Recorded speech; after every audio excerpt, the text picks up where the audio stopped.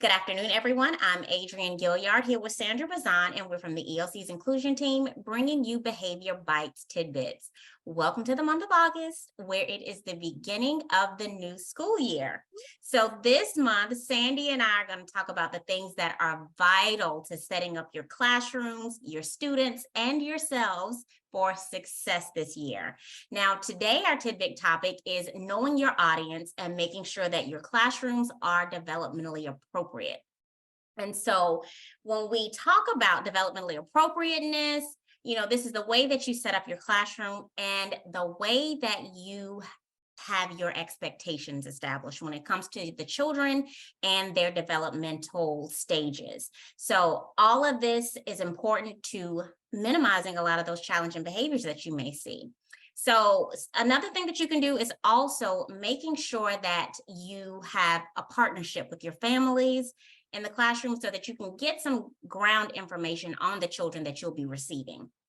So Sandy and I, we're just going to go ahead and just dive in and just talk about classroom setup, expectations, and those parent-teacher relationships. So August, what do you say about August is probably one of the scariest, most exciting months of the entire year. And Yes. I remember getting all this anxious, but, excited energy about, oh my gosh, can't wait for the brand new year. You're all excited.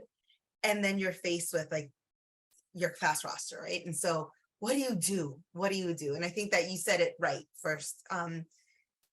Congratulations for those of us that are coming back for another school year. I think we need to just say we appreciate you. We really do. I mean, I remember going into a new school year with this is what August is about, and this is what we want tidbits to be about for the month of August. And I think that when we go into our new school year, I think we need to be experts in our audience. And I think that that's number one. So that's the number one tip. If you are a preschool teacher of 2-year-olds, you should be an expert on all things 2-year-olds. All of their learning characteristics, their stage of development, the developmental milestones that they will be going through as a 2-year-old child. Yeah, and understand that you need to shift your perspective and your expectations. So if you're coming, and we see this a lot, right? We see a lot of changes. So maybe one year I was a 4-year-old teacher, and now I'm in infants, and now I'm in 3s, and then I'm in 2s. Well, I need to know that my 3-year-olds will not behave the way my 2-year-olds did, or my 4-year-olds will, right? So becoming an expert at the expectations, at their developmental milestones, and then managing my expectations and pairing them with developmentally appropriate practices, activities, and environments. I think that if we go into our classrooms with that mindset, okay, let me get it from that perspective. I want, if my year, this year, I'm teaching my 3-year-olds, my entire world, that whole classroom should be from the perspective of a 3-year-old.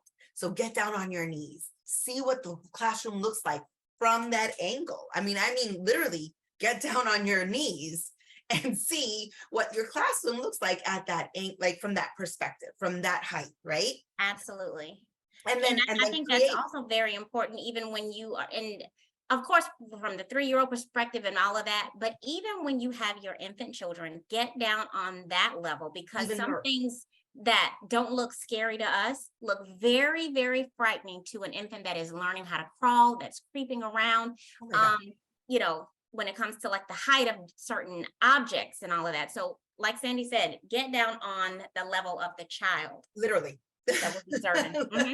Literally, if you're with infants, crawl on your belly, see what it looks like from that perspective, to look up and see things coming at you from the shelves, hanging over, even if it's construction paper, they don't do that. So yeah, taking it from that perspective, and then really taming our expectations and pairing that with those activities that number one, are going to be developmentally appropriate, things that they are going to be interested in, things that are going to engage them, things that their whole bodies are like sensory play, anything that you can do to engage your students is in engage them and teach them through play Right. is going to be developmentally appropriate for that age group, right? And there's constant talking, so we have that. You're going to create an environment where it's inviting, right? Where there's print rich environments. There's labels on everything. There's pictures on everything. There's language. There's so it's all inviting, right? But it is inviting to a 2-year-old if it's a 2-year-old classroom, and it's inviting to a 4-year-old if it's a 4-year-old classroom. Does that it makes a lot of sense. And so when you do that, right, Adrienne, and we know this to be true, because if you get your environment right, and then you set your expectations appropriately, you have the making, like you demolish half of the challenging behaviors. They don't exist, right? I mean, you have those the there top of will that be some pyramid. that might be at the top of the pyramid, but the other thing that I want to point out too is you are, like Sandy's saying, you're establishing your environment, making sure that it's developmentally appropriate for those age groups, because you know that age group, you know those stages of development. Now, what you won't know is you won't know about the individual children until about, a month down the line. Yeah. So then you have to go back and you'll have to revamp a lot of your things based on what you know about those individual students, but just going in and starting out, just making sure that everything is just, like you said, inviting for that age group. You know what I mean? And then putting yourself in that mindset of play. We need to understand that our children learn through play. They will learn their ABCs. They will learn the days of the week. They will, I promise, by the time they're 30, they will know the months of the year. They'll get that. What we need to establish is an environment that's inviting, right? And that's conducive to play, so that they can learn through those interactions. Right. But not that play is not planned for. Play has to be intentional. That's the key. The play that you provide, those activities, those experiences that you provide, they have to be intentional. Not just, a spur of the moment. It has to be planned. A lot of your moments of play, they can be interrelated to, any of the other skills that the children need, any other concepts.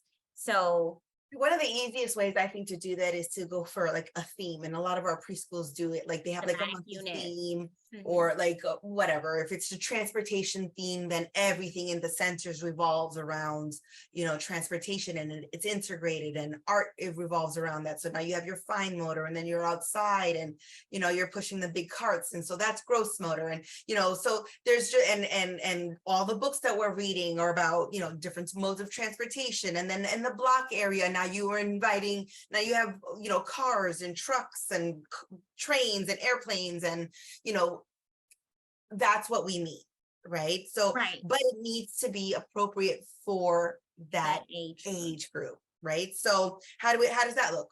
It's something as easy as if they're younger, you have those big chunkier board books.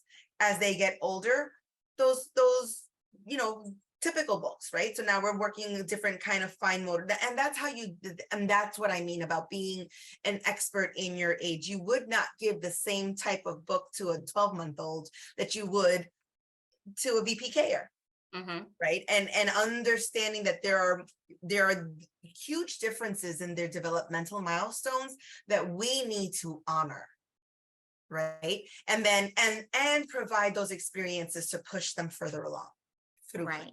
Exactly. Through play. That's what it is. I mean, let them be kids. When else in our lives, Adrienne, are we allowed to learn in such a beautiful organic way, because that's what it is. They are scientists with their in all of their senses. And if you are intentional with the activities and make sure that they are developmentally appropriate, almost the majority of your challenging behaviors, let me tell you, if you have a bunch of 3-year-olds sticking their hands into cooked spaghetti, a tub of cooked spaghetti, because they're looking for S words, because you've hidden S words in there, how many behavioral challenges do you think you're going to have? Not a whole lot, because Other than I want to be there. It's my turn. It's my turn. Right? That's the only challenge, but they're going to be engaged, and what a great experience, right? And now we're all involved in this age appropriate, developmentally appropriate activity. Absolutely. And like I was saying too, use those parents, your parents. I know a lot of times teachers may not have access to parents the way they used to, just, due to a lot of centers not allowing parents to come in because of COVID and all those procedures, but use parents because of course we know that they are the first experts on their child. So as you get to know the children, ask the parents, is there some type of skill that they need to, that they've been having difficulties with at home, so that you can include that and incorporate that into whatever you're doing in your classroom. I'm a big proponent of communication back and forth, right? And you're right, we don't have access to the parents the way we used to. But I feel like if you have some system in place, maybe a communication folder, it goes back and forth, anything important that needs to go home, any notes, like I need more diapers or whatever, I'm going to stick it in here, any note that, and maybe in your very first day of school, you have a little get to know you flyer. What's your child, what does your child love? When they're sad, what do they need? Like, just questions just to kind of get to know maybe the family as well. Like, do you have a pet? Is there a family pet? I'd love to be able to talk about, and bring those connections, those connections, because if I can talk about your family pet, I'm part of, you know what I mean? And I'm building rapport, and now we have that homeschool child connection, that whole triangle, right? Absolutely. And so definitely I would try to get really creative as a teacher. Because we with COVID and everything that's happened, we are a little closed off to our parents, but let's get creative. There are a lot of apps now. I was going to say there are a lot of different apps where you can have communication. Great communications. Yeah, I mean, if you're not a techie, and because I was not a techie, I suffered with that. Good old paper. I would send home a packet and ask it for it back, and and I would put something in there about me, because I'm trying to build a relationship, and I'm 50% of it. So let me tell you a little bit about myself as well. And this is what I love to do. And just create that family feel, that connected, that connection, feel, that bottom tier of the pyramid. There it is. Those solid partnerships allow families to be more engaged with the children's daily learning, and it also helps to support you in the classroom, whatever efforts you're making. If there are some challenging behaviors that are happening at home and you see them at school, you and the parents, you guys can be a springboard for each other to kind of try to eliminate a lot of those challenging behaviors. Yeah. So I think all of these things are important to developmentally appropriateness as we start off this new beautiful school year. When it comes, so excited. When it comes to how you set your classrooms up, the expectations and those partnerships. So if you're still experiencing challenging behaviors with any of your children in the classroom, you can always reach out to Debbie K on our warm line, where the number is 954-295-0672. And as usual, if you have found this video and other videos of ours helpful, please like, share, and subscribe. And we'll see you back here next time. Take care.